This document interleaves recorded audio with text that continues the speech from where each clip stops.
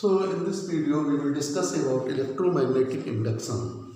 तो electromagnetic induction होता क्या है, पहले अगर हम डेफिनेशन पे जाएं तो इलेक्ट्रोमैग्नेटिक इंडक्शन वर्ड यूज करते हैं to produce something without direct source of that thing, means direct source नहीं है फिर भी उसको हम प्रोड्यूस करना। इससे पहले जो था, जो इलेक्ट्रिसिटी आज हम यूज करते हैं हमारे घर पे आ रही है, इससे पहले जो इलेक्ट्रिसिटी होती थी वो आप बैटरी सेल इनसे तो प्रोड्यूस कर सकते थे, मीन्स केमिकल एनर्जी या केमिकल रिएक्शन से इलेक्ट्रिक करंट को प्रोड्यूस कर सकते थे। लेकिन ये एक्सपेरिमेंट या इसके बाद जो फैराडे ने एक्सपेरिमेंट किए कि मैग्नेट से इलेक्ट्रिसिटी को प्रोड्यूस करना, that is electromagnetic induction, means production of electric current by using magnetism.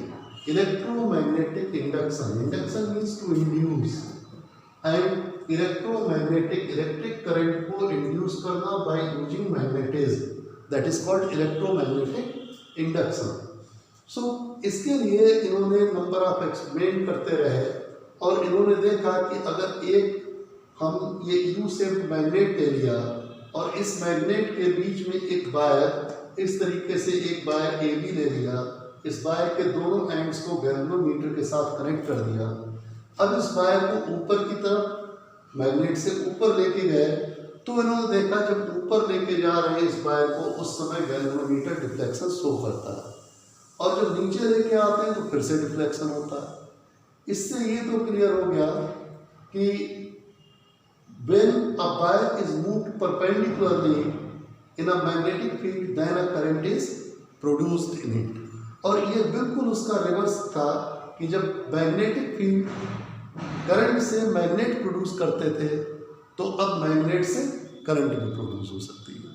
तो इन्होंने मैग्नेट से करंट को प्रोड्यूस करने का जो एक्सपेरिमेंट था वो सबसे पहले इन्होंने फैराडे ने ये दिया कि by using means by moving a conductor between in a magnetic field a current can be produce.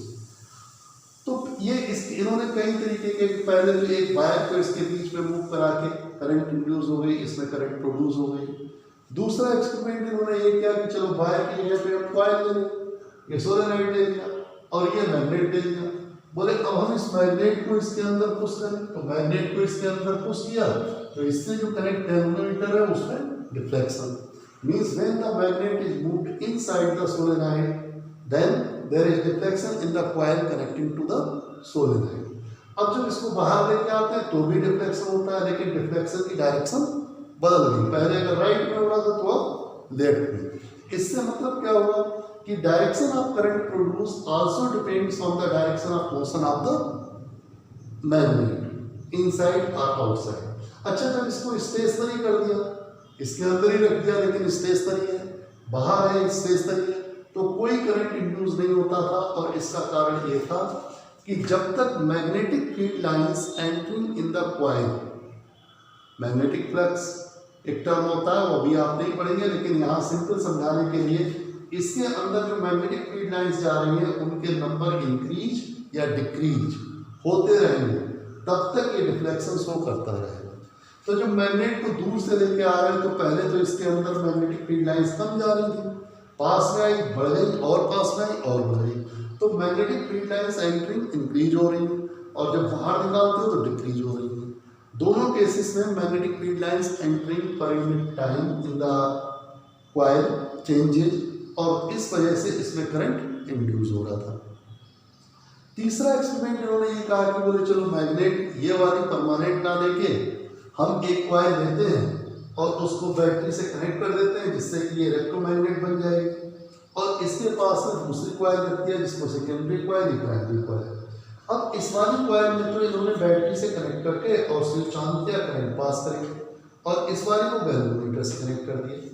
इन्होंने देखा जैसे ही स्विच ऑन करते हैं, for that moment only, switch on किया तुरंत डिफ्लेक्शन हुआ और फिर पॉइंटर जीरो पे, मींस करंट पास हो रही है तो जीरो पे है, लेकिन करंट पास नहीं हो रही थी और स्विच ऑन किया तो for that a millisecond समझ सकते हो, बिल्कुल बहुत कम समय के लिए उसमें ये गैल्वेनोमीटर डिफ्लेक्ट करता है। इसका मतलब ये हुआ कि जैसे ही इसमें करंट पास किया तो इस कॉइल का मैग्नेटिक फील्ड बना, और वो मैग्नेटिक फील्ड की वजह से इस एंड से कुछ मैग्नेटिक फील्ड लाइंस इसके अंदर पहुंची।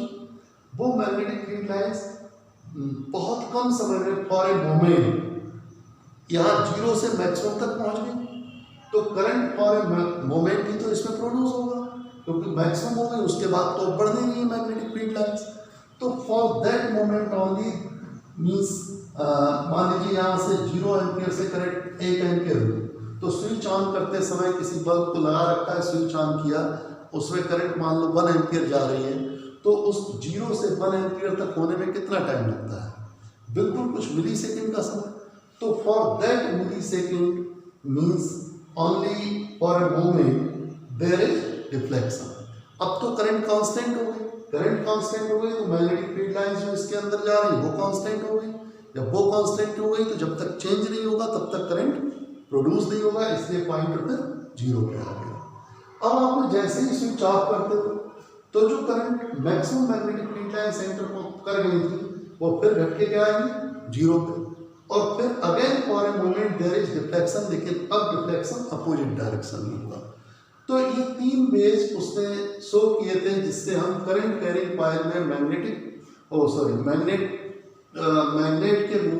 के बीच में वायर को रखा तो करंट प्रोड्यूस हुआ, इसमें मैग्नेट को मूव कराया सोलेनॉइड के अंदर तो करंट प्रोड्यूस हुआ। ये 2 कॉइल्स हैं। तो 3 ways to induce current are: 1 by moving a wire, conducting wire perpendicular between the poles of a magnet, U-shaped magnet. Here by moving a bar magnet inside the solenoid or outside the solenoid, means by the relative motion. ये भी ध्यान रखिए, यहाँ पे अगर हम इसको magnet को स्टेशनरी कर दें और कॉइल मूव करा दें तब भी करंट प्रोड्यूस होगा। क्यों? क्योंकि मैग्नेटिक फील्ड लाइंस तो अब भी चेंज हो रही है, तो रिलेटिव मोशन जब तक इन दोनों का रहेगा तब तक करंट प्रोड्यूस होगी। और यहाँ पर 2 कॉइल को यूज करके उन्होंने इलेक्ट्रिक करंट इंड्यूस किया, मीन्स तो इंड्यूस करंट प्रोड्यूस करने के ये मेथड है। अब बात यह आती है इंड्यूस करंट जो प्रोड्यूस हो रही है वायर में उसकी डायरेक्शन क्या होगी। उसके लिए हम पढ़ेंगे Fleming right hand rule. Fleming right hand rule ये कहता है कि अगर अपने राइट हैंड के 4 फिंगर को फील्ड की डायरेक्शन में करो, मतलब राइट हैंड की 4 finger thumb and central finger को परपेंडिकुलरली स्ट्रेच कर दो ना। 4 फिंगर फील्ड की डायरेक्शन में करो मैग्नेटिक फील्ड, थंब को direction of motion of wire में करो, तब जो सेंट्रल फिंगर है वो करंट की डायरेक्शन बताएगा, इंड्यूस करंट की। जैसे ये वायर है सपोज, इसमें 2 पोल्स हो गए, साउथ पोल इस साइड, नॉर्थ पोल मेरी साइड, और एक वायर इन दोनों के बीच में इस तरीके से परपेंडिकुलरली रख लिया, मीन्स मैग्नेटिक फील्ड हो गई इस डायरेक्शन में, वायर इस तरीके से रखा हुआ है, वायर को मैंने ऊपर की तरफ मूव कराया। जब ऊपर मूव करा रहा हूँ तो देखिए करंट इसमें किस डायरेक्शन में प्रोड्यूस होगी। तो मैग्नेटिक फील्ड 4 फिंगर इधर किया, वायर ऊपर मूव हो रहा है तो थंब को परपेंडिकुलरली अपवर्ड कर दिया। अब इस तीनों फिंगर्स एक दूसरे के परपेंडिकुलर है, तो आप देखिए सेंट्रल फिंगर किधर जा रही है, टुवर्ड्स द बोर्ड। इसका मतलब क्या हुआ कि इंड्यूस करंट इस वायर में इस डायरेक्शन में प्रोड्यूस हो जाएगी। ठीक है, this was the Fleming right hand rule which was used to find the direction of induced current. Understood? So this chapter is completed. Notes already given